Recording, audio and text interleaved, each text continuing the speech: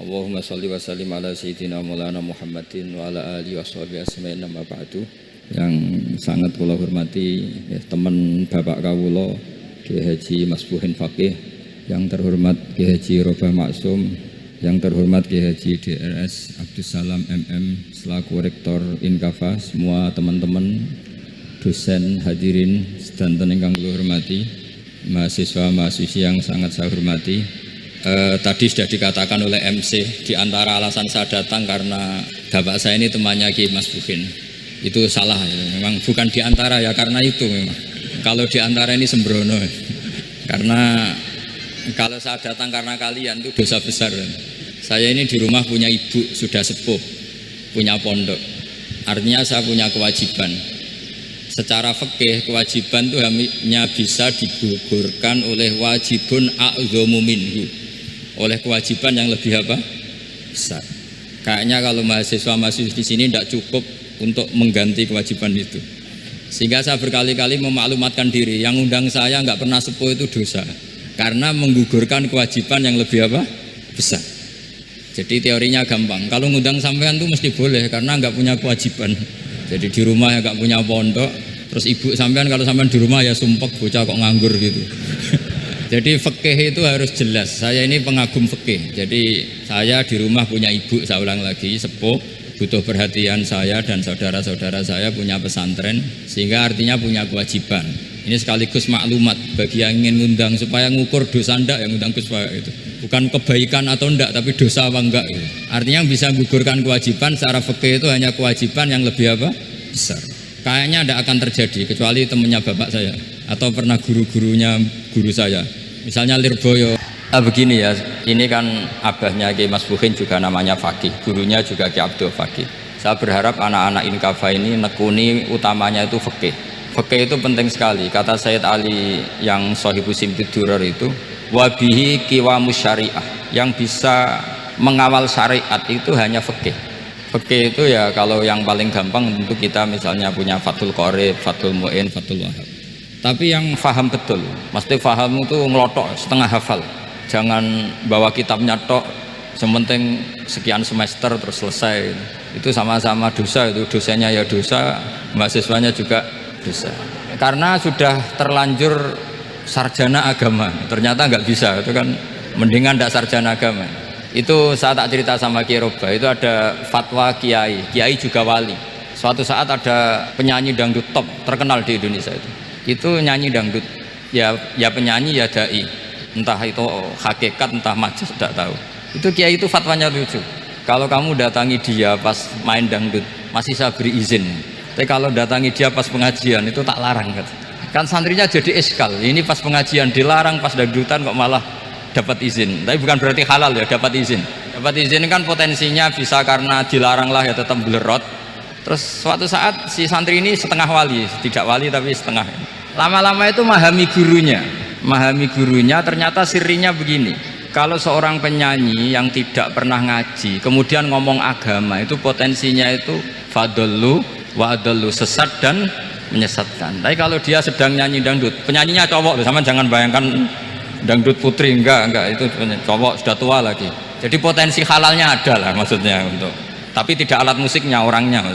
Tapi kalau dia nyanyi itu paling dosanya hanya nyanyi. Saya ulang lagi, murid tadi akhirnya paham kalau datangi pengajian itu artinya ikrar kalau dia seorang dai atau seorang yang layak ngomong apa? Agama. Itu lebih bahaya karena kita santri, apalagi kita doktor atau MM, terus ngekrori orang yang nggak jelas asal usulnya. Tapi kalau nyanyi kan nyanyi saja, sehingga itu menjadi fikih. Bahaya terbesar dalam fikih adalah apa? Mengkaji fikih tidak dari ahlinya. Ya saya ulang lagi ya, mengkaji fikih tidak dari apa? Ahlinya. Nah kenapa demikian? Begini, saya beri contoh. Ilmu fikih itu tentu pertama dari Rasulullah SAW, kemudian bersanad sampai kita atau kita sampai Rasulullah. Itu ngalami sekian ijtihad yang tidak mudah. Saya beri sekian contoh. Dulu Imam Syafi'i itu sukanya sama guru yang miskin ya, karena rata-rata santri juga miskin, jadi mesti ngidolakan guru yang miskin karena sesama miskinnya harus berkoalisi. Tapi akhirnya gurunya Imam Syafi'i itu miskin sekali, namanya Muslim bin Khalid Az-Zanji itu miskin, Sufyan As-Tsauri miskin, Sufyan bin Uyainah miskin. Setelah ngaji di Medina itu Imam Malik itu kaya. Pas itu Imam Malik sudah kaya. Setiap ketemu Imam Syafi'i dikasih uang. Sampai ketika Imam Malik itu bilang, kamu sudah alim, ilmu saya sudah habis, kamu ngaji sama yang lain. Sama siapa? Kata Imam Malik, orang yang sealim saya sudah meninggal, namanya Abu Hanifah. Tapi dia punya murid, namanya Muhammad bin Hasan Asy-Syaibani. Kamu ke sana. Terus Imam Malik datang ke Baki. Dulu Baki itu pasar rental, ya Grab lah kira-kira sekarang. Itu mengumumkan siapa kafilah yang mau ke Irak. Kita ya Imam Malik, dibayari sama Imam Malik. Ini yang antar ke Irak, ke Muhammad bin Hasan Asy-Syaibani. Imam Malik mulai ngeper. Guru saya yang miskin tidak pernah nyangoni, guru-guru saya yang kaya sering nyangoni. Mulai memasalahkan kiai miskin gitu, kira-kira seperti itu, mulai masalah gitu. Setelah datang ke Irak di Muhammad bin Hasan Asy-Syaibani itu si Muhammad bin Hasan Asy-Syaibani itu kalau ngitung uang itu di meja tamu. Jadi punya emas lantaan, punya uang, kira-kira kalau Indonesia punya rupiah, punya dolar, dihitung itu di ruang tamu. Kata Imam Syafi'i, saya dengan Imam Malik saja nggak serak, ini lebih kedonyan lagi kiai. Ngitung uang itu di ruang tamu. Terus akhirnya si Muhammad bin Hasan Asy-Syaibani ini ahlul usul, dia pakar usul. Kamu heran sama saya? Iya, kiai kok kedonyan? Dia ngomong gitu. Tapi kata Muhammad bin Hasan Asy-Syaibani, kalau kiai tidak boleh kaya, itu tak kayak wong fasik, ben gue demenan, gue mabuk. Oh jangan, nanti dipakai maksiat. Penjenengan mawon kersane digetokan, berarti kiai oleh sugih, pun angsal-angsal. Semenjak itu jadi satu fikih bagi Imam Syafi'i. Ternyata kalau mengharamkan kiai sugih berarti membolehkan yang fasik sugih. Kalau yang fasik sugih bisa dipakai i'anah alal maksiat. Semenjak itu mindset pikiran Imam Syafi'i rubah. Saking rubahnya sampai beliau berpendapat orang bisa beli Alphard kok beli carry itu haram. Bisa jadi bupati kayak Pak Roba kok jadi RT haram. Pokoknya gitu. Bisa keren Kak Gus Bak kok jadi orang pendengar haram. Pokoknya haram terus. Karena dalil beliau al-Islam ya'lu wala yula alaih. Coba sampean ridho misalnya jadi orang Gresik dipimpin orang yang nggak sholat, ridho ndak? Ya, atau sholat tapi nggak bisa ngaji, ridho ndak? Ketika yang bisa ngaji berpotensi jadi bupati, terus keterusan. Karena Imam Syafi'i keterusan ya umatnya keterusan. Akhirnya orang-orang Syafi'i itu politikus rata-rata. Ya, makanya sama jangan kaget sama Barubah. Kakak saya wakil bupati itu, putranya Mbah Mun ada yang wakil apa? Bener, dulu Gus Wahid ya menteri agama. Itu asal usul dari perubahan fikih, mindset, cara berpikir Imam siapa? Syafi'i. Jadi dulu itu fikih ditemukan itu jelimet, ada perdebatan. Itu tidak hanya pada level ulama, pada level Nabi pun ada perdebatan. Jadi jangan kira Nabi itu tidak debat, ya debat. Nabi itu asal seangkatan itu mesti debat, termasuk debat dengan malaikat. Jadi kalau perlu ya debat sama apa? Karena malaikat itu kan lugu itu gak iso mikir. Karena kalau malaikat iso mikir bisa jadi rektor. Nanti kasihan Pak Salam itu. Malaikat gak boleh jadi rektor. Malaikat Israel itu gak tahu etika. Jadi beliau ketika mau membunuh, mencabut nyawanya Ibrahim datang, ya Ibrahim saya ini disuruh nyabut nyawa kamu. Kata Ibrahim, wah kamu itu pasti salah. Kamu tahu saya siapa? Saya ini Khalilur Rahman, kekasih Allah. Masa kekasih membunuh yang dikasih? Ini enggak benar, logika itu enggak benar. Pasti kamu salah. Karena Israel itu tidak bisa debat. Ketika ditanya, hal ra'aita khalilan yumitu khalilah? Masa kekasih membunuh yang dikasih? Saya ini Khalilur Rahman. Masa Allah mencintai saya kemudian membunuh saya? Itu logika agak benar. Enggak, keliru, kamu itu keliru. Israel akhirnya terbang lagi. Ya Allah, katanya logika saya ini salah. Karena masa kekasih membunuh yang dikasih? Karena Israel nggak pernah sekolah, nggak pernah sekolah, nggak bisa dia jawab. Akhirnya diajarin Allah. Dah kamu bilang gini ke Ibrahim, hal ra'aita khalilan yakrahu ayyalqa khalilah. Masa kekasih tidak siap ketemu yang dikasih? Dibalik logikanya. Akhirnya datang lagi ke Israel, kata Allah begini, masa jenengan kekasihnya tidak siap ketemu yang kau kasih? Oh ya oke, mati gak apa-apa. Jadi ilmu itu ngalamin perdebatan. Jadi saya datang murni karena Kiai Masbuhin, bukan karena MC. Itu dosa besar kalau saya datang karena MC. Karena saya punya kewajiban yang lebih besar. Jadi yang bisa mengalahkan adalah a'dzama minhu, yang super besar kira-kira gitu.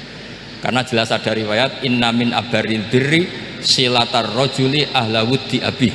Ya, inna min abaril birri silatar rajul ahla wuddi abi. Di antara kebaikan yang sangat baik adalah seseorang menyambung teman bapaknya. Padahal sampean kan gak mungkin teman bapak saya. teman saya aja tidak mungkin, nggak level apalagi bapak saya kan. Jadi malah mohal itu.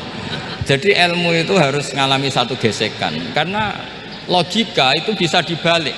Nah karena ilmu itu mengalami satu gesekan, satu logika yang bisa kayak iya kayak enggak. Hingga jargon ya, jargon di dunia ijtihad itu begini, ra'yuna shawabun yahtamilul khata' wa ra'yuka khata'un yahtamilus shawab. Pendapat saya benar tapi mungkin salah, tapi pendapat kamu taruhannya salah dulu tapi ya mungkin benar. Jadi mustahid, kalau ketemu mustahid itu lucu ngomongnya itu, ra'yuna shawabun yahtamilul khata', pendapat saya tarifnya benar dulu tapi ya mungkin salah. Kalau pendapat kamu salah tapi ya mungkin benar atau mungkin bisa salah, ya tidak tahu, pokoknya mungkin benar. Nah kenapa demikian? Begini, di luar masalah tauhid, seorang lagi di luar masalah tauhid itu tentu ada masalah-masalah yang sifatnya ijtihadiyah. Ya saya ulang lagi, yang sifatnya apa? Ijtihadiyah. Dan ijtihadiyah ini nggak pernah selesai karena muqtadul hal, konteks kesejarahan maupun konteks kesempatan itu tidak sama. Dulu kiai-kiai itu ngaramkan dasi, ngaramkan celana, karena yang celananan yang dasinan itu penjajah, sehingga mantasabbaha biqaumin fahuwa minhum. Tapi lama-lama kiai-kiai itu ya pakai dasi, pakai celana. Ya karena dianggap sudah tidak mantasabbaha biqaumin fahuwa minhum. Ini ngalami pergeseran. Semua ijtihad itu ngalami pergeseran. Lalu pertanyaannya begini, lalu ijtihad apa Gus yang permanen? Yang permanen ya ijtihad dengan alatul ijtihad, dengan alat-alat apa? Ijtihad. Saya beri contoh misalnya begini, Nabi Musa itu yang ngalami ijtihad. Kata beliau karena kangen Allah, itu ingin melihat Allah karena kangen. Rabbi arini anzur ilai, qala lan tarani walakin anzur ilal jabal. Ya sudah, namanya orang kangen ya ingin melihat, ya sudah gitu aja. Sehingga ahli ilmu kalam itu berdebat. Kalau kata ahli sunnah, karena Nabi Musa minta ingin melihat Allah, berarti melihat Allah itu jaiz, mungkin. Karena Nabi gak boleh bodoh meminta sesuatu yang mohal. Maka antipatinya ahli sunnah terhadap pendapat Mu'tazilah itu antipati. Karena menurut pendapat Mu'tazilah Allah itu qadim, Allah itu laisa kamislihi syai'un, sehingga gak bisa dilihat. Pertanyaannya adalah berarti Nabi Musa meminta sesuatu yang mohal, itu bodoh sekali sampai gak tahu mana mohal mana apa jaiz. Makanya kata Imam Ghazali, masa Nabi Musa yang Nabi nggak tahu kalau melihat Allah itu mohal, sampai minta berarti nganggep itu jaiz atau boleh. Itu cara pandang orang-orang ahli sunnah apa wal jamaah. Tapi tetap saja sebagian ulama itu ya balelo, yang kayak Mu'tazilah itu ya balelo, cara berpikir pokoknya itu karena kangen, bukan karena mungkin atau tidak mungkin. Jadi nggak mungkinnya tetap tidak mungkin. Terus mereka dalil la tudrikul absar wa huwa yudrikul absar. Nah sudut pandang ini akan terus. Ada seorang wali ditanya, kalau kamu di surga ingin melihat Allah apa enggak? Jawabnya enggak. Kenapa? Kasihan Allah. Terus kenapa? Unazzihu dzalikal jamala an nadzari misli. Saya tidak ridho Allah yang hebat, yang keren, kemudian sing delok di rumah aku wong gresik. Koyo gak ngregani pangeran. Sebenarnya sing delok Allah ben golongane Nabi Muhammad, Nabi Ibrahim, kowe ora usah ngilangi keren, maksudnya gitu. Jadi ada ulama itu jadi wali kalau sholat itu karena di soft belakang, tapi jangan ditiru. Itu kan nggak lazim ya, lazimnya kan afdhalus sufuf as-saful awal. Ketika ditanya kenapa kamu kalau sholat di belakang, cek GR koyok wani suwan pangeran gue ngarep, aku sungkan, jadi gue gurih. Kalau sampean kan karena males, bukan karena sungkan. Jadi itu artinya rasa ya. Makanya nggak bisa, nggak ada ijtihad itu tidak mungkin, karena perasaannya orang itu beda-beda. Itu Sayyid Abdul Al-Haddad itu kalau ngendikan masyhur, man da'a li dzalimin bil baqa faqad ahabba yu'sawwa fi ardi. Orang yang mendoakan orang fasik masih hidup, gak mati-mati, itu berarti suka kalau Allah dimaksiati di buminya. Wong fasik kelakuannya rak maksiat, nak mbok dongakno mari, itu berarti kamu ingin Allah didurakani terus menerus karena si fasik masih hidup. Tapi kalau Abdul Hasan As-Sadili cara ngendikan gini, kalimatnya persis, man ahabba alla yu'sawwahu fi ardi faqad ahabba alla tadhara maghfiratuh. Orang yang ingin dunia ini steril, gak ada maksiat, maka sama saja berkeinginan tidak melihat luasnya maghfirahnya Allah. Sama-sama wali besar, tapi cara pandang hubungannya dengan Allah seperti itu. Jadi mau tidak mau, istihad itu mau tidak mau. Makanya tidak usah dipertentangkan misalnya cara berpakaian, cara apa, yang penting sesuai aturan Islam ya sudah. Karena ini urusan rasa. Urusan apa? Rasa. Itu Syekh Hasan Basri itu sering jagongan sama Robiah Hadawiyah. Itu secara fikih salah. Tapi pas itu ulama fikih ditanya, kenapa Anda tidak komentar terhadap dua wali besar yang sering ketemu? Andai kan semua santri seperti itu akan saya halalkan, kata. Karena nggak mungkin punya nafsu. Sehingga fikih dulu memang masih asli. Kamu lihat di takrib misalnya, lelaki melihat perempuan itu nggak boleh kecuali sekian alasan. Termasuk boleh itu litaklim karena mengajar, atau lil muamalah. Ini yang mulai masalah. Ada warung kopi, penjaganya cantik, santri-santri ngopi, ini lil muamalah kan kasus ya. Mau disalahkan tuh ada takbirnya, mau dibenarkan ini jelas fasik kan, jelas fasik. Maksudnya sudah fasik sebelum itu ditambah itu, jadi fasiknya permanen. Nah pertanyaannya adalah, kalau kamu ngajar mbak-mbak kemudian hafal yang cantik yang enggak, itu taklim lin nazar apa nazar li taklim? Itu taklim apa modus? Makanya kalau ngopi cari bakul yang cantik, itu muamalah untuk nazar apa nazar untuk muamalah? Loh, kalau saya ngopi dengan kiroba pasti halal. Karena begini, berjalan saja bareng capek, nggak tahu itu warungnya siapa, terus berhenti ngopi, kebetulan bakulnya cantik. Nah itu mungkin halal karena kan saya tidak milih-milih, ingin ngopi kebetulan bakulnya cantik. Kalau kamu kan nggak apal daftarnya. Wah itu mesti haram itu mesti haram itu. Karena berarti kan kamu menjadikan ngopi ini modus. Gue jagani nak takok pangeran. Lo kok nazar? Muamalah Gusti, muamalah. Itu mesti modus.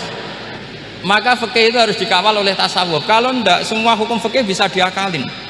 Makanya Imam Bukhari punya satu bab namanya Kitabul Khiyal. Bab mengkhilaf fikih. Beliau itu antinya sama Abu Hanifah itu luar biasa. Nggak ada ulama dibenci Imam Bukhari kayak Abu Hanifah. Masyhur itu. Untungnya beliau nggak menangi Abu Hanifah. Kalau menangi geger terus ya. Bisa bahsul masail terus ya. Itu Abu Hanifah itu ulama yang suka khilah. Khilah itu ngerekayasa hukum. Misalnya begini, saya ini puasa agak lemes, ujian agak lemes, apalagi kiai serapati di duit, santri beling-beling lemes ya. Apa mangan ini kan, poso-poso kok mangan kan gak keren. Supaya saya bisa makan dan halal, saya bisa ngajak kiai Robai ya jalan-jalan. Jalan-jalan nyari yang jarak 2 marhalah, ya sudah, terus bisa makan. Kalau ditanya Allah kok makan, musafir. Jadi bolehkah insya'us safar menciptakan pergi demi untuk supaya boleh iftar? Boleh enggak cara jenengan? Coba kok enggak boleh, alasannya apa? Kan pergi, perginya juga enggak maksiat, itu khilaf. Tapi Sayyid Muhammad, Abu Ya Sayyid Muhammad bin Alawi, Sayyid Muhammad itu membela Abu Hanifah. Artinya membela jangan semua khilaf itu diharamkan. Karena itu cara, saya ulang lagi, karena itu cara untuk mengawal bahwa hukum Allah itu luas. Karena kalau nggak ada khilaf itu ya kita kesulitan. Misalnya begini, ini penjelasannya, makanya kita harus sering mendengar. Saya itu dulu masih sangat fikih itu protes, kenapa ada poluan polisi wanita? Itu kan pekerjaan cowok ya, pekerjaan pria. Tapi setelah mendapat penjelasan dari polisi itu alasannya masuk akal, Gus. Kadang-kadang orang nakal itu menyembunyikan narkoba itu di alat wanitanya. Itu kalau semua lelaki polisi kayak jenengan itu kan masalah itu. Sehingga memang harus ada polisi wanita karena sebagian pengedar narkoba itu perempuan dan menyembunyikannya di tempat itu. Kalau semua polisi cowok kan nggak kebayang. Sehingga kita akhirnya mendengar membolehkan polisi itu wanita. Ada wilayah yang harus wanita. Begitu juga ada pertanyaan, kenapa sih dokter kandungan itu cowok? Saya punya banyak santri yang muhibin saya itu dokter kandungan. Tak tanya, kamu itu kok cowok kok jadi dokter kandungan? Kan pekerjaannya seperti itu. Dia jawabnya lucu. Dari 10 yang tes jadi dokter kandungan, itu yang cewek itu lulus 2, yang cowok lulus semua. Karena ketika cewek dites melihat ketuban pecah darah itu langsung pingsan. Sehingga yang secara psikologi dablek itu kan memang lelaki. Jadi roh wong nyak sewakit santes. Kadang nggak lahir-lahir dinteni nang jopo rokokane santai. Itu kalau cewek yang jadi dokter kandungan itu nunggu jam 11, jam 4 sudah pingsan. Nah ini cerita, bukan berarti saya menghalalkan, enggak. Kita harus mendengar, saya ulang lagi, kita harus apa? Dan itu setelah mendengar itu nanti jadi disiplin ilmu, yaitu namanya fikih. Saya berkali-kali cerita di mana-mana cerita, fikih itu harus dievaluasi karena ini masalah furu'iyah. Saya berkali-kali cerita di mana-mana cerita, hukum berteman orang fasik gimana? Pasti orang jawab haram karena takut ketularan orang fasik. Tapi kalau dibalik, hukumnya bina orang fasik gimana? Ya baik, umatnya Nabi bisa bina kalau berteman. Kamu bisa bina orang fasik tanpa berteman? Gak bisa. Jadi kalau dibalik, hukum berteman orang fasik gimana? Haram. Hukumnya bina orang fasik baik, bisa bina kalau berteman. Berarti berteman orang fasik ya terus nanti pada level lapangan sih gampang. Kalau yang soleh membina yang fasik dan yang fasik ketularan yang soleh, maka ternyata baik. Kalau yang soleh ketularan fasik ya berarti ternyata buruk. Tapi kan hukum masa nunggu kenyataan, kan jadi nggak hukum. Di mana-mana hukum itu kan ada asumsi, karena ini masalah ijtihad. Nah itu yang dilakukan para ulama kita. Jadi sampean harus mengkaji fikih secara detail, karena tidak hanya kita yang khilaf, nabi-nabi juga khilaf dalam menentukan dakwah ilallah. Wali-wali kita kayak Abdul Hasan Asyadili sama Sayyid Abdul Al-Haddad itu juga khilaf. Imam Ghazali ya khilaf. Imam Suyuti itu kalau ketemu Al-Qastolani itu saling tidak nanya, saking nggak cocoknya, masyhur itu. Jadi ulama ya ora cocok. Bedanya nak saiki perkara partai. Kalau orang dulu enggak, karena pakai asumsi, karena memang susah. Nggak misalnya tak bedai, tak beri yang nggak misalnya ada orang rukuk kemudian ngentut, itu sholatnya batal apa enggak? Enggak, jawab saja. Enggak, orang sholat kemudian pas rukuk kentut atau kelihatan auratnya, sholatnya batal apa enggak? Batal. Lah itu keliru nih sampean, itu salah dosennya mesti itu. Pertanyaannya gini, yang dikatakan sholat itu kan aqwalun wa af'alun muftatahatun bitakbir muftatamatun bitaslim. Lalu ketika sampai rukuk apa sudah namanya sholat? Jika kamu katakan batal, namanya sholat aja belum kok sudah kamu katakan batal itu. Ya kan? Jadi kalau aku mau sholat pas rukuk ngetut, batal atau ora? Mestinya jawaban yang benar, ya ora sholat jadinya gitu. Karena kalau dikatakan sholat, definisinya harus sampai salah. Tapi kan kita nggak mungkin ngomong seperti itu, kan dianggap majnun. Padahal itu yang benar, yang punya kecerdasan. Nah makanya pertanyaannya, fikih itu ngikuti bahasa awam apa bahasa istilah? Kalau ngikuti bahasa awam ya kayak tadi, sholat kok pas rukuk kentut maka batal. Sebenarnya yang batal itu sholatnya apa rukuknya? Nah makanya terjadi perdebatan. Kalau yang pakar-pakar usuli itu salah istilah itu nggak mau. Saya ulang lagi, kalau pakar-pakar usuli itu salah istilah itu nggak mau. Terus misalnya tak beri contoh lagi, kalau imam itu sudah salam pertama itu yang rukun kan salam pertama. Berarti setelah salam pertama imam sudah keluar dari sholat apa belum? Sudah kan? Yakin? Ya sudah. Sekarang sama tak bedai. Lalu makmum itu kesunatan langsung berdiri apa nunggu imam salam kedua? Enggak, jawab saja. Nunggu salam kedua kan? Dan itu kriminalnya sampai dalam sufi itu. Kriminalnya begini. Berarti Anda membolehkan makmum bergantung sama orang yang sudah tidak sholat. Kata kamu setelah salam pertama dia sudah tidak sholat, berarti kamu menginstruksikan makmum berhubungan dengan orang yang sudah tidak sholat karena sudah keluar dari sholat ketika salam pertama. Kalau kamu didebat gitu gimana jawabnya? Pusing kan? Berarti robtul makmum bisolatiman sing wis laisa fi sholatin, berarti menggantungkan sholat sama orang yang sebetulnya sudah tidak sholat. Ada yang jawab, sebagian ulama fikih tetap disunatkan menunggu salam kedua karena salam kedua itu masih paket meskipun tidak rukun, dia paketnya selesai. Tapi selalu pertanyaannya gini, lalu setelah salam pertama itu imam masih sholat gak? Udah sampai pernah dijawab toh? Nah ini pentingnya bodoh, gak mikir. Jadi makanya bodoh itu barokah karena gak mikir. Jadi soalnya Rabbana ma khalaqta hadza apa batila. Sing bodoh ya barokah, sing pinter ya barokah. Sing ora barokah ku maksiat. Wis ora ono barokah blas. Maka kan fikih itu seperti itu. Jadi ada disiplin, di situ ada disiplin ilmu. Yang kadang kita tidak cocok. Makanya Imam Syafi'i sendiri ngendikan, kadang beliau dengan gurunya, dengan Imam Malik sampai ngarang ikhtilafu Malik. Beliau punya data yang beliau itu sedang nggak sama dengan gurunya, yaitu Imam siapa? Malik. Karena mindsetnya itu beda. Tidak sampai misalnya saya tanya, sholat itu harus menghadap kemana? Tidak, jawab saja. Kiblat kan? Ukurannya apa coba? Namanya madhep. Wajah apa dada? Imam Syafi'i milihnya dada. Sekarang praktekkan dalam dialog keseharian. Saya jagungan sama Ki Roba seperti ini, terus wajah saya begini, madhep enggak? Nah, itu masalah. Terus pertanyaannya, madhep dengan dada itu fis sholat apa fil qiyam? Loh enggak, kalau fis sholat pas sujud dada kamu madhep mana coba? Kamu enggak pernah mikir kan? Ya madhep pakai dada itu kan kalau berdiri, kalau rukuk sama sujud, loh itu ulama itu jelimet gitu. Makanya jarang yang menekuni profesi ulama itu, menekuni proposal banyak, karena memang susah. Jadi ulama itu orang yang cara berpikir sudah aneh, sehingga mereka detail. Maksudnya menghadap itu apa ukurannya? Ukurannya kalau berdiri ya dada, tapi nggak bisa kamu katakan at-tawajjuh fi sodri, aturan dalam sholat, fi kulli sholat. Pertanyaannya lah, kalau rukuk sama sujud dadanya menghadap kemana coba? Maka itu ilmu yang sudah jelimet. Nah, ulama usul fikih, ulama yang nggak mau salah per detail hukum.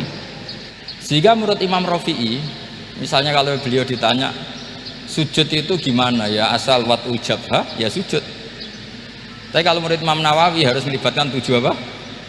Anggota, yaitu al-jabha, wal yaden, warrubaten, wal qadamen.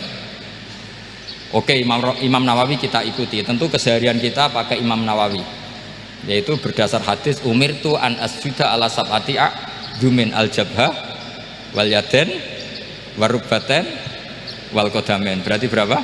7. Tapi pernah saya cek di kitab karangannya Imam Syafi'i, ketika beliau ngendikan saya suka kalau orang sujud itu melibatkan 7 anggota berdasar hadis ini. Tapi kata beliau wayah tamilu, dan bisa saja sujud yang watul jabhah itu sudah cukup. Terus kata Imam Syafi'i, limadha, karena Nabi ketika sujud itu hanya ngendikan begini, sajadalaka wajhi wa sam'i wa basori. Gak ada di hadis wayadi wa rubati wa qadami. Ya sudah, akhirnya nah itu sudut pandang. Terus gugatan kedua begini, ada orang muslim yang sujud sama berhala. Untuk menjadi murtad itu harus 7 anggota apa cukup watul jabhah alal ardi? Untuk sah menjadi murtad itu, untuk sah menjadi murtad cukup watul jabhah alal ardi harus 7 anggota. Untuk keabsahan murtadnya itu tidak jawab. Makanya ini tugas dosen-dosen ini meminterkan ini, karena namanya sudah faqih. Faqih itu ahli fikih yang detail, namanya faqih. Kalau ini mutafaqih. Jadi bukan tafakuha tapi tafakuha, kayak tamarodo. Jadi wazannya nanti itu wal idhari ma laysa fil waqi'. Jadi ini bukan gojlok, ini memang marah saya ini. Jadi kalau sudah pakai gelar fakih harus fakih betul. Karena ilmu fikih itu sebetulnya gampang. Sampai kalau ngaji i'anah itu kelihatan fikih itu gampang karena ada logika yang terbangun. Misalnya begini, orang kalau tawaf itu disuruh agak jauh dari Ka'bah, jangan sampai nginjak sadarwan, karena sadarwan itu pondasi itu ikut Ka'bah. Kenapa begitu? Ya jenenge ra muteri Ka'bah, ide Ka'bah. Jadi sebenarnya sederhana logikanya. Sing jenenge muter itu di luar itu kita muter. Nah kalau nginjak pondasinya namanya gak muteri Ka'bah tapi ida Ka'bah. Ya jadi sederhana, sebetulnya ya masuk akal. Jadi fikih itu tidak ada yang iskal, sebetulnya masuk akal.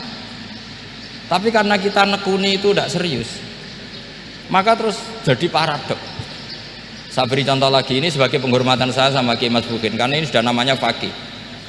Kalau ada ayam jago ditabrak truk terus kejet-kejet, andai kan dibiarkan pun mesti mati karena gerakannya sudah harokatul madbuh. Terus kamu sembelih, itu halal apa enggak?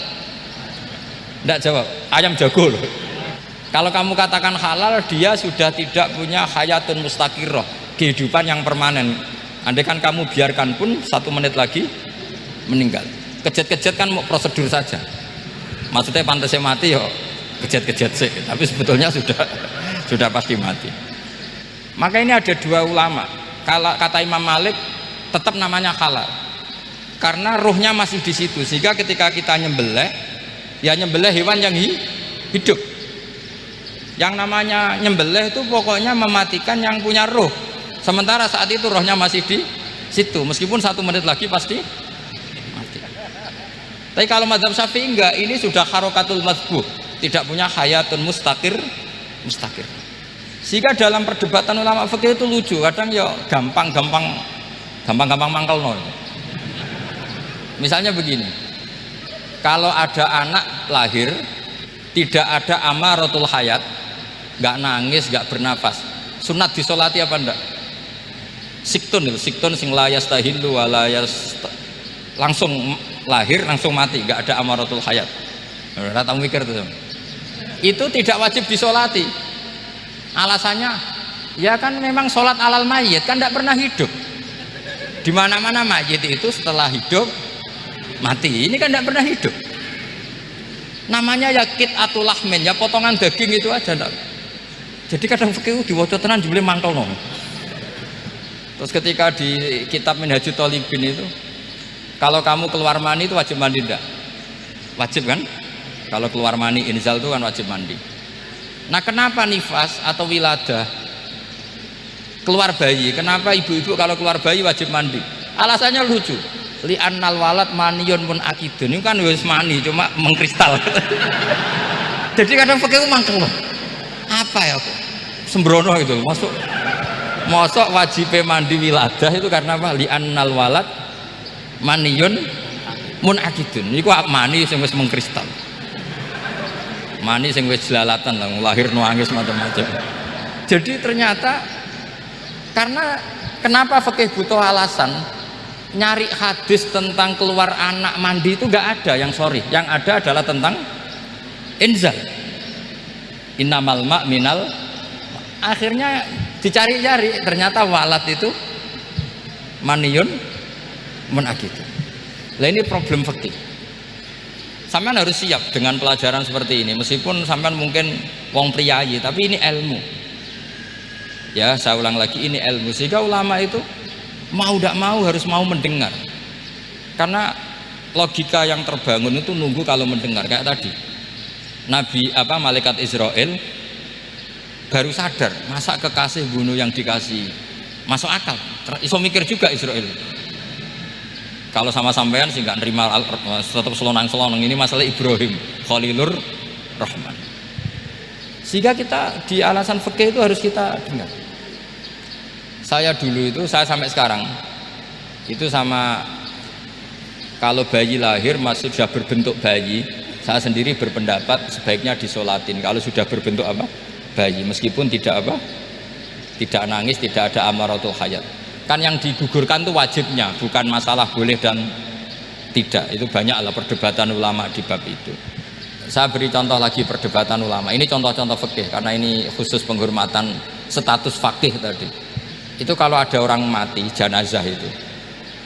Jenazah itu kalau sholat, itu kan umumnya jenazah di depan, kita nyolati di belakang. Itu yang mengatakan begitu ya tidak punya alasan, ya taunya mulai dulu begitu, di mana-mana nyolati jenazah, jenazahnya di depan. Tapi di kitab Mahali jelas diterangkan, kata kaul sani tidak wajib. Alasannya ya lucu, fa innal janazah laisat bi imamin. Jenazah itu tidak imam, kenapa harus di depan? Kan kacau kan? Lu coba alasannya di depan apa? Dia ada imam. Nah barokahnya fikih itu, sehingga kita melihat di Arab Saudi sekarang itu jenazah kan di belakang, tapi kita tetap nyolati apa? Mayit. Kalau di Arab Saudi musim haji itu jenazahnya di kamar mayit, tapi kita nyolati. Itu satu-satunya takbir ya tadi, fa innal janazah laisat bimanzilatil imam. Tapi jangan praktekkan, nanti dia kepaliran sesat tuh. Saya hanya cerita ilmu, jangan dipraktekkan. Kalau dipraktekkan masih jadi aliran sesat. Mono jenazah ning mburi mame kok ngarep aliran sesat. Sebetulnya bukan sesat gitu. Uji coba fikih. Ya karena tadi fa innal janazah laysat bimanzilatil. Bukti lagi kalau sampean sholat gaib. Sholat gaib itu misalnya mayitnya di Surabaya, boleh nggak sholat gaib di sini? Terus jenazahnya di belakang kamu apa depan kamu? Nah ini kan fikih itu pokoknya gitu. Makanya standar furu'iyah itu susah karena perdebatannya itu mirip-mirip, kayak iya, kayak tidak, kayak. Makanya dulu zaman sahabat, ada sahabat itu mencintai Rasulullah, senengannya sowan, bukti cinta sowan. Banyak juga yang sahabat bukti cinta Nabi itu tidak pernah sowan, alasannya ganggu. Kenapa kamu jarang sowan Nabi? Saya sering jamaah sama Nabi, saya tidak pernah sowan. Kenapa? Ganggu. Biar Nabi kalau di rumah sama anak istrinya, saya tidak mau ganggu. Makanya saya termasuk kiai yang gak pati seneng disowani. Karena ya itu tadi. Kalau mulang seneng saya, kalau disowani biasa saja. Kalau kiai roba itu nilai, nak pernah sepuh jadi rasuan nilai. Jadi beda. Saya sering ditilii kiai sepuh. Tapi bahasanya tentu tidak sowan, tapi nopo nilai. Kalau sowan itu banyak. Ketika Rasulullah wafat, itu separuh sahabat hampir mayoritas. Ya Rasulullah, kita semua ingin kita dulu yang meninggal karena engkau begitu penting, maka jangan meninggal dulu, kita yang meninggal. Kalau kita yang meninggal itu gak apa-apa, tapi kalau engkau penting jangan meninggal. Tapi ada saja sahabat lah tidak seperti itu, saya suka Rasulullah meninggal dulu. Alasannya masuk akal, biar Allah menyaksikan saya kama usaddikuhu hayyan usaddikuhu maitan. Allah biar menyaksikan saya iman kepada Nabi ketika masih hidup, dan saya buktikan setelah mati pun, setelah meninggal pun, setelah wafat pun iman. Jadi ternyata baisnya itu supaya orang tahu bahwa iman kita kepada Nabi itu iman yang super, sehingga ketika beliau sugeng ya kita iman, setelah wafat juga kita iman. Kai usaddikuhu maitan kama usaddikuhu hayyan, supaya saya mentasdikkan beliau setelah meninggal sebagaimana kita mentasdikkan beliau saat masih hidup. Dan ternyata Allah ridho dengan perkataan sahabat itu. Kenapa Allah ridho? Karena menjadi pelajaran bagi orang-orang yang ditakdir gak menangi Rasulullah SAW. Tetap mereka iman. Jangan kayak setan itu kurang ajar betul kalau iblis itu. Masyhur itu, iblis itu nangis-nangis neng Nabi Musa. Iblis itu takutnya sama Allah itu luar biasa, sampean kalah.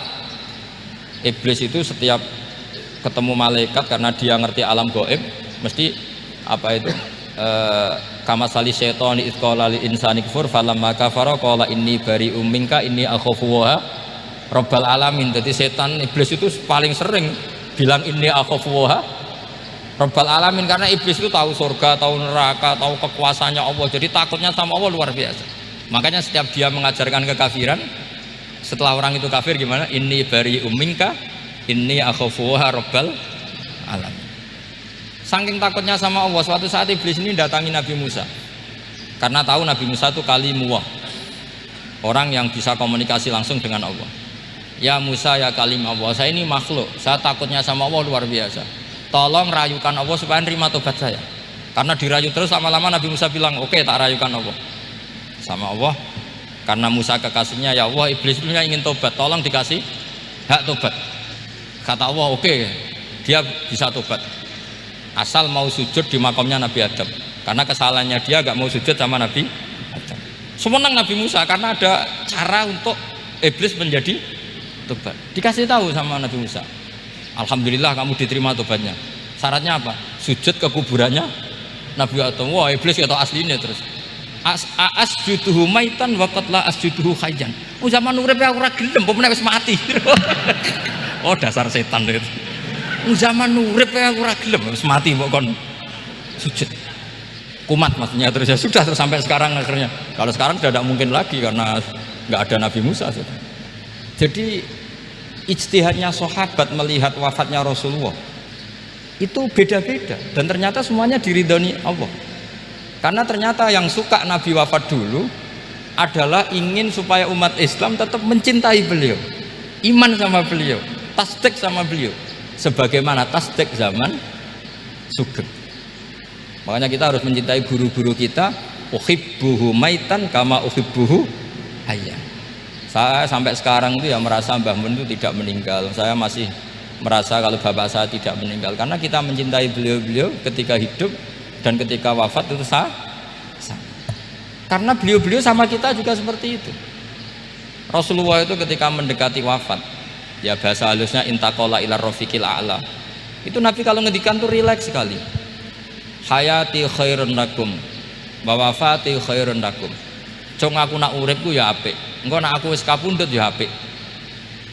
Fa amma hayati fali asunna lakum as-sunan. Sebagian riwayat fa innakum tuhadditsuna anni wa uhadditsu ankum. Kalau saya masih hidup, saya bisa mengajarkan kamu sunnah, mengajarkan kamu tradisi-tradisi yang benar. Dan ketika aku mati, ketika aku sudah wafat, maka saya jejer Allah, kata Nabi. Saya berdampingan dengan Allah, maksudnya dekat Allah. Tentu bila kaifin walan hisor.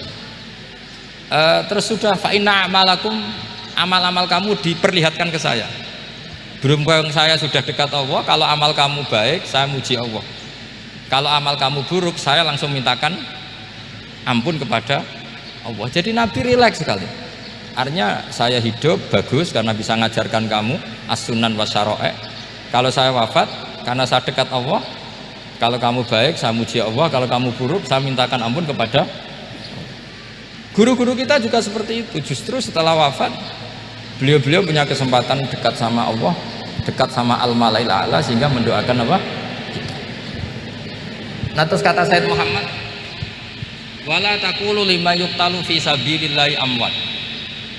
Kamu jangan pernah berkeyakinan atau berpendapat atau berkomentar kalau orang-orang yang mati fi sabilillah adalah berstatus apa?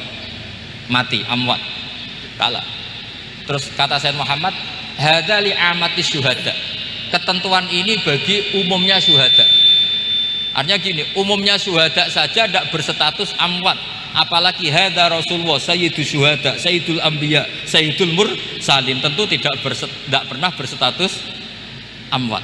Ya saya ulang lagi ya, jadi zaman cara berpikir amatus syuhada, syuhada yang umum saja berstatus hidup, tidak boleh distatuskan amwat. Apalagi Rasulullah itu sayyidus syuhada, sayyidul anbiya, maka status beliau pasti hayyun la yamut, pasti beliau itu hidup tidak. Dan karena beliau itu asfaq, sangat sayang kepada kita, sebagaimana zaman beliau hidup itu sayang kepada kita sampai nangis-nangis minta hak syafaat, maka setelah meninggalkan pun beliau pasti sayang kita dan pasti berusaha supaya kita diampuni oleh Allah Subhanahu wa ta'ala. Sehingga ada sahabat yang tadi berpendapat kalau saya nggak masalah Nabi wafat dulu, supaya Allah menyaksikan saya usaddiquhu maitan kama usaddiquhu hayyan. Jadi ini cerita ya, cerita sudut-sudut pandang. Jadi saya mohon kalau mengkaji fikih itu harus detail, minimal takrib itu setengah hafal, supaya konstruksi ilmu itu utuh. Ya saya ulang lagi, konstruksi ilmu itu, karena ilmu itu mesti ada yang apa ya, ya rodok setengah salah itu, tapi disalahno ora kena. Ndak sampean tak bedheki, nak pancen bener langsung tak angkat jadi rektor. Nak bener tapi. Coba rukun sholat pertama itu apa coba? Rukun sholat pertama. Niat. Niat sama berdiri dulu mana? Ayo niat dulu baru berdiri, apa berdiri dulu baru niat? Berarti niat sama berdiri dulu mana? Rubah kan? Artinya kita mau bilang tartib urutannya niat, berdiri, takbir nggak bisa. Yang dikatakan niat itu apa? Qasdus syai' muqtaronan bifi'lihi. Berarti niat sama takbir harus bareng apa urutan? Bareng. Terus dengan qiyamnya urutan apa bareng? Bareng apa urutan? Loh enggak, kalau urutan berarti takbir dulu, duduk, baru berdiri. Nah maka seperti ini itu mau tidak mau kita salah, dikatakan tartib ya salah, dikatakan serentak ya salah. Cuma karena kita bodoh, gak tahu mikir itu, alhamdulillah kan di situ itu. Lo coba niat sholat, loh, niat takbir qiyam dulu mana? Niat takbir qiyam dulu mana coba? Dulu qiyam. Nggak ada kitab yang mengatakan arkanus sholat awaluha. Oh dianggap kitab kriminal. Makanya ngendikane ulama-ulama di sarah-sarah, mau tidak mau sebagian istilah itu tasamuh itu wis digawe gampang ngono kok repot. Karena kita tidak bisa detailnya. Coba misalnya puasa Ramadan itu wajib apa? Tabyitun niat, nginep no niat. Sing darani nginep itu umure lama apa enggak? Lama kan? Sekarang sebelum 2 menit kamu baru niat, sah apa enggak? Sah. Itu sempat nginep apa enggak 2 menit itu? Enggak sempat kan? Jadi ilmu itu, makanya kata ulama-ulama, pokoknya ilmu itu mesti ono unsur tasamuh. Tasamuh itu ya tiga gampang. Apa? Tiga gampang. Misalnya Imam Syafi'i berpendapat mashu ba'dir roksi. Itu kata beliau walau sa'rotan fi hadir roksi. Meskipun satu rambut asal masih di wilayah kepala. Tapi kalau rambut itu dikeliwir, dibasuh di sini enggak sah. Karena sudah keluar dari batas apa? Kepala. Imam Syafi'i cara berpikir kan ya ngene iki jenenge basuh sirah. Tapi cara Abu Hanifah enggak. Ya enggak, yang namanya megang kepala itu ya minimal 1/4 lah. Masa gitu dikatakan megah. Lalu ulama usul fikih itu berdebat. Sesuatu itu sesuai masodaknya. Masodak itu yasduku alaihi kadza, yaitu ini tadi saya cerita ke Ibu Khin tentang ngaji Jamul Jawame. Ini ilmu yang di Jamul Jawame. Sesuatu itu ukurannya mayasduku alaihi kadza apa dengan takrif definisi. Misalnya gini, sholat itu batal dengan makan. Kalau kamu sholat makan batal enggak? Enggak, jawab saja. Batal. Itu satu upo apa satu piring? Enggak, jawab saja. Satu upo sudah batal. Sekarang bab makan di ngurmat tamu. Cung tamuku keimangan. Iku sak upo apa sak piring? Lah ini kan tidak fair, di bab tamu makan satu piring tapi di bab sholat satu upo. Maka pertanyaannya, lalu penamaan sesuatu itu berdasar masodak mayasduku alaihi ismu kadza atau berdasar uruf? Ukurannya apa coba? Maka terus jadi perdebatan. Lah ini di sini ini pentingnya ulama, karena ya sekarang saya bedai sekarang. Cengkeh itu wangi apa enggak? Kategorinya cengkeh wangi kan? Kalau orang bikin kue tar pasti pakai apa? Cengkeh. Pakai wedang ronde supaya manis, apa wangi dikasih apa? Cengkeh. Nah itu saya berkali-kali cerita, pernah mau dipikirkan orang ihram itu nggak boleh rokok karena dianggap pakai apa? Mewangi, karena ada apa? Cengkeh. Tapi terus didebat, kalau gitu berarti orang Jumatan sunat rokok karena Jumatan disunatkan pakai pewangi. Wah itu kan akhirnya tuh, wah iya repot ya. Jadi kalau cengkeh kamu kategorikan wewangen, yang orang ihram nggak boleh rokok karena pakai cengkeh yang wangi, konsekuensinya orang Jumatan sunat rokok karena berarti di masjid pakai apa? Pewangi. Kan sesat semua. Jadi itu ilmu. Makanya selain fikih mateng itu ada ilmu yang namanya usul fikih. Usul fikih itu yang neliti itu. Mayasduku alaihi kadza. Jadi yus ngono iku darani ngono. Saurang lagi. Ngono iku wis darani ngono. Ora perlu roh detail. Ya, saya ulang lagi. Wis ora perlu roh detail. Makanya Abu Hanifah itu misalnya basuh wajah. Wis angger kecelok ngene iki basuh wajah. Nek Imam Syafi'i kan detail. Mimbaini manabitis sya'ri sampai ila somahe udunehi ila dzakon. Terus manabitis sya'ri Imam Syafi'i nambah apa? Ghaliban. Kenapa ditambahi ghaliban? Karena kalau orang budak mana biti sarinya di sini. Jadi itu fikih. Jadi fikih itu jelimet. Padahal kita ini nggak pernah berpikir secerdas Imam Syafi'i, tapi akhirnya ya mikir juga. Nah, gak ditambahi ghaliban, mana biti sarinya orang budak kan? Sini. Terus sekarang perdebatannya, orang budak basuh maskur roksi di sini sah nggak? Karena tadi itu wajah apa kepala gitu. Kan jadi bingung gitu ya. Makanya ini mukadimah saya supaya sampean lebih disiplin belajar fikih, dan setidaknya didiskusikan lah kitab-kitab Minhajut Thalibin atau kitab-kitab Mahali, karena di situ nanti ada perdebatan dan perdebatannya itu indah sekali. Kayak tadi ada yang mengatakan jenazah harus di depan, tentu dalam kondisi normal kita ingin jenazah itu di depan.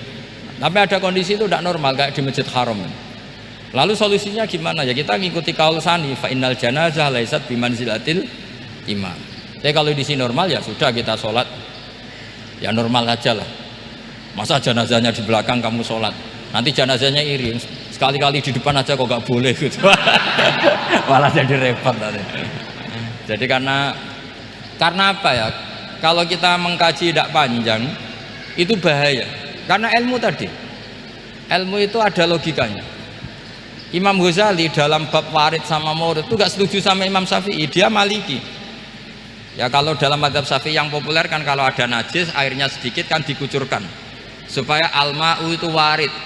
Kalau warid punya kekuatan menghilangkan. Tapi gak boleh najis diletakkan di bejana yang ada airnya namanya maurud. Tapi Imam Ghazali dalam hal itu ngikuti Imam Malik, nggak ada bedanya warid sama maurud. Karena logika Imam Ghazali gini, misalnya ini ada najis ya mik ini ada najis di sini, atau sarong lah, contoh paling gampang kan sarong, ini sarong najisnya di sini, kamu kucuri.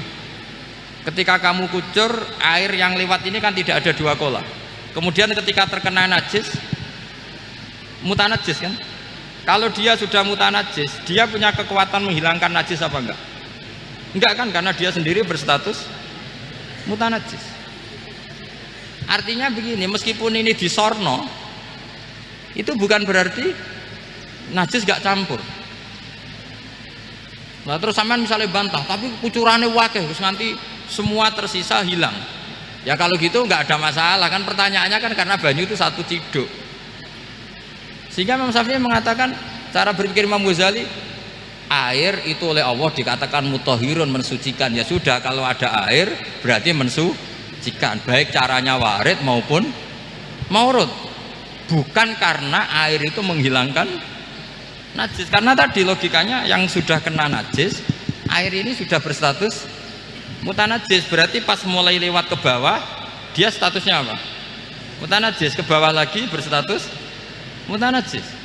Misalnya sampean bantah, tapi mutanajis ini kan dihilangkan oleh air di atasnya. Ya kalau ada jaminan air berikutnya bisa menuntaskan. Nah najisnya bandel, gandok kan terus panjang perdebatannya. Makanya kata Imam Ghazali, sudah dalam hal itu saya ikut Imam Malik. Ikut Imam Malik, angger ana najis kok is disori banyu ne ora mutaghayir, ya ngono iku jenenge nyucekno. Mergo banyu oleh Allah distatuskan mutahhir, mensucikan. Dadi ora usah bayangno sing jlimet-jlimet. Lah itu namanya masodak. Wis keceluk basuh ambek banyu. Berarti wis keceluk mensucikan. Itu juga satu kefiah dalam usul fikih. Ya sudah seperti itu. Ya kayak sampean kangen anak lah. Kangen anak itu ketemu wis cukup ta ora? Cara sampean wis cukup. Tapi cara anake sampean ketemu tok ra nyangoni. Nah. Lalu ukurannya itu ukuran anak apa ukuran orang tua? Enggak ukuran anak apa ukuran orang tua? Definisi ketemu lalu. Ukuran orang tua apa ukuran anak? Sama khilafnya ulama. Ini terakhir, contoh terakhir dari saya. Fasyamu salasati ayyamin fil haji wa sab'atin idza raja'tum. Ada pelanggaran haji yang bayarnya itu puasa 3 hari di musim haji dan 7 hari ketika pulang. Imam Syafi'i berpendapat 7 hari yang idza raja'tum ketika pulang itu orang itu setelah di rumah. Di mana-mana pulang itu setelah di rumah. Tapi menurut Abu Hanifah enggak. Asal sudah balik kanan dari Mekah, dia di perjalanan puasa sudah sah. Karena bagi penduduk Mekah, kalau kamu sudah balik kanan namanya pulang. Seperti ini saya nanti, setelah acara saya pulang. Pasti Kiai Roba kalau ditanya, Gus Bak kemana? Sudah pulang. Tapi tanyakan istri saya. Jadi orang sini kalau saya sudah pamit, sampean bilang saya pulang enggak? Gus Bak kemana? Sudah pulang. Tapi tanyakan istri saya, belum pulang. Lalu ukurannya ini jenengan apa istri saya? Lah mau enggak mau, karena Allah hanya ngendian wasab'atin idza raja'tum, dan 7 hari ketika kamu sudah pulang. Ukurannya siapa coba? Ukurannya penduduk Mekah apa keluarganya? Kalau ukurannya penduduk Mekah, asal orang haji sudah cabut ya disebut pulang. Tapi kalau ukurannya keluarga, asal belum sampai rumah belum disebut pulang. Itu yang seperti kita dulu ketika era Wesel. Zaman Ki Mas Bukin, Ki Roba mondok, saya kan era Wesel. Angger wong tua bar ngeposno, anakku wis tak kirimi kan gitu. Wong wis diposno. Tapi masih 3 hari. Jari anake durung dikirimi. Bener mana coba? Ya kira-kira seperti itulah usul fikih. Saya mohon anak-anak Inkafa ini mengkaji itu. Dengan status fakih itu orang yang mutafannin, mutabakhir fil fikih. itu baru disebut apa? Fakih. Kalau enggak namanya apa? Mutafakih. Jadi bukan fakih tapi berpura-pura apa? Berpura-pura ahli fikih ya. Tentu sekolah ini bukan diciptakan untuk yang berpura-pura fikih, tapi memang benar-benar apa? Fakih. Ya, saya kira demikian. Mohon maaf. Assalamualaikum warahmatullahi wabarakatuh. Baik teman-teman semua, sedulur-sedulur semua, itulah reaksi ngaji kita bersama dengan Gus Baha atau Kiai Bahauddin Nur Salim di kali ini mengenai hukum fikih atau ilmu fikih dalam acara bersama dengan Kiai Haji Masbuhin Fakih dan juga para mahasiswa Inkafa. Beberapa catatan yang merupakan rangkuman dari kajian kita bersama dengan Gus Baha kali ini, diantaranya yaitu yang pertama, jika ingin menggugurkan kewajiban, maka syaratnya harus ada kewajiban yang lebih besar atau yang lebih penting atau yang lebih prioritas. Kemudian yang bisa mengawal Al-Quran adalah ilmu fikih. Kemudian Imam Syafi'i tadinya pro miskin, tapi saat ngaji di Makkah. Kemudian selesai ngaji dengan Imam Malik dan Muhammad Hasan As-Saibani, maka Imam Syafi'i menjadi pro kaya karena dalil kalau kiai tidak boleh kaya atau ulama tidak boleh kaya atau orang alim tidak boleh kaya, maka harta kekayaan itu akan dimanfaatkan oleh orang fasik karena orang fasik yang akan kaya. Dan pemanfaatan kekayaan dari orang fasik biasanya dijadikan untuk pembiayaan maksiat. Maka tidak salah apabila orang alim itu menjadi orang yang kaya, karena orang kaya yang alim insya Allah harta kekayaannya itu akan banyak digunakan untuk maslahatil umat. Kemudian fikih ditemukan secara jelimet, tidak hanya antar para ahli fikih saja, bahkan para nabi pun berdebat, bahkan sampai juga Nabi Ibrahim itu berdebat dengan malaikat, seperti saat malaikat Israel akan mencabut nyawa Nabi Ibrahim. Kemudian ilmu mengalami berbagai gesekan atau perdebatan, sehingga jargon dalam ijtihad itu berbunyi, pendapat saya benar tapi mungkin saja salah, sedangkan pendapat kamu salah tetapi mungkin juga benar. Nah, jadi jika ada gesekan atau perdebatan antar ijtihad, bagaimana? Apakah ada ijtihad yang permanen? Atau bagaimana, seperti apa ijtihad yang permanen itu? Ijtihad yang permanen yaitu ijtihad yang menggunakan alat-alat ijtihad untuk mendapatkannya. Alat-alat ijtihad ini yang pertama dasarnya adalah akal logika. Kemudian semua waliullah itu mempunyai ijtihad atau prinsip unik, namun dalam keunikan tersebut mempunyai tingkat ketauhidan yang tinggi. Kemudian kalau ada orang fasik itu sakit, apakah boleh didoakan atau tidak didoakan untuk sembuh? Jika didoakan untuk sembuh, maka berarti memungkinkan orang tersebut kembali fasik dan Allah akan difasiki lagi. Sedangkan ketika tidak dibolehkan untuk mendoakannya sembuh, berarti kita sama saja tidak mau melihat sisi maghfirahnya Allah. Nah, itu menjadi keunikan dalam fikih ya, karena ada khilaf ya. Kemudian Imam Bukhari itu sangat membenci Abu Hanifah karena Abu Hanifah sering merekayasa hukum atau hilah. Misalnya dalam puasa, saat puasa dan ingin makan, maka beliau biasanya melakukan perjalanan sehingga bisa dikatakan sebagai musafir dan akhirnya boleh makan walaupun dalam kondisi saat yang diwajibkan untuk berpuasa. Namun rekayasa hukum akan sangat baik karena kadang khilah atau rekayasa hukum ini menjadi cara untuk mengawal bahwa hukum Allah itu luas. Sebagai contoh, hukum adanya poluan, dengan alasan ada kadang orang nakal itu menyembunyikan narkoba di alat kelamin perempuan. Kadang yang nakal ini juga perempuan. Kalau semua polisi itu laki-laki, maka hal ini tentu saja akan repot, sehingga adanya poluan itu bisa dihukumi boleh dengan catatan alasan tersebut. Nah, kemudian ilmu fikih sebenarnya itu gampang karena ada logika yang terbangun, semuanya itu masuk akal. Asal bisa ditekuni dan mau ditekuni secara serius, maka logika-logika itu akan masuk akal dan logikanya akan terbangun untuk ilmu fikih ini menjadi gampang. Kemudian perbedaan ataupun perdebatan fikih itu ya gampang-gampang mangkelno, kata Gus Bahak, karena harus mau mendengar alasan-alasan hukum fikih yang dikatakan oleh orang yang berdebat. Kemudian ada juga di sini dikisahkan mengenai kisah iblis saat meminta ampunan Allah melalui Nabi Musa alaihissalam.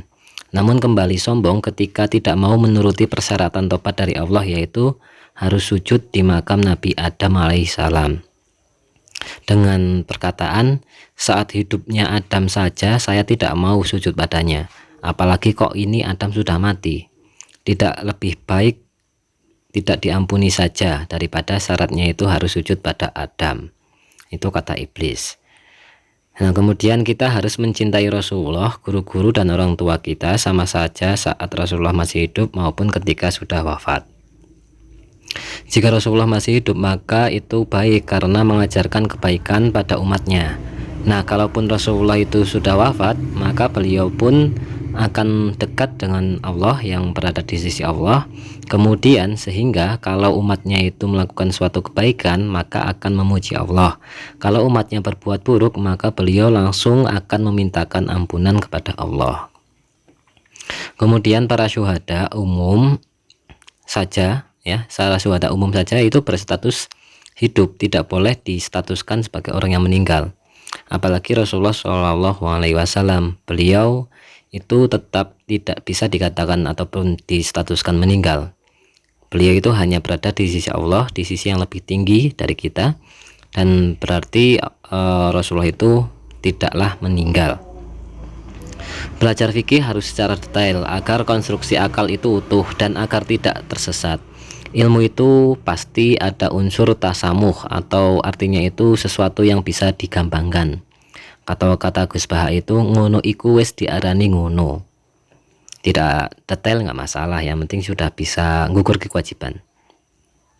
Kemudian yang terakhir adalah belajar fikih sehingga benar-benar menjadi fakih atau ahli fikih, bukan hanya menjadi mutafakih atau pura-pura menjadi ahli fikih. Ini khusus untuk mahasiswa Inkafa khususnya dan untuk kita semua pada umumnya. Nah, jadi itu mungkin yang bisa kita catatkan sebagai rangkuman ngaji kita kali ini. Semoga bisa menjadikan kita sebagai penerima ilmu yang bermanfaat dunia akhirat. Semoga menjadi amal ibadah Gus Bahak yang berkah dan berkahi untuk kita semua. Amin amin ya rabbal alamin. Terima kasih. Wassalamualaikum warahmatullahi wabarakatuh.